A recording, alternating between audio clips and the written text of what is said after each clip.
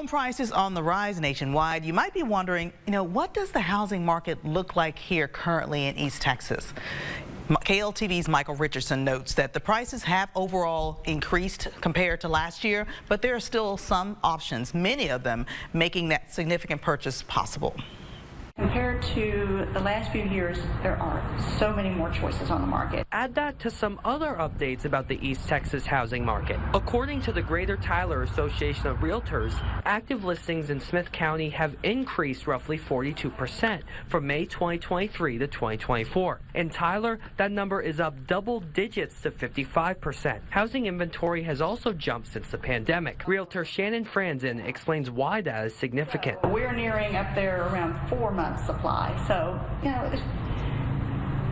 that's pretty healthy, and the sellers might have a little bit of advantage, not much. Over the last several years, prices have increased across the board, and housing is no exception. In 2020, the median home price in the Tyler Metro was $230,000. Today, that number has increased to $305,000. Cities like Jacksonville are an exception, with median home prices closer to $215,000. Already own a home?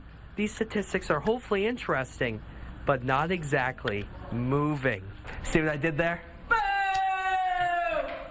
Tough crowd. For first-time home buyers, Shannon adds criteria to consider. What are you looking for? Have you thought about your budget? How far do you want to commute? What's your absolute have to have, and then there's what you would like to have. There are loan programs out there for you. You just got to take that lead, make the calls, just actually talk about what you can do. Michael Richardson, East Texas News.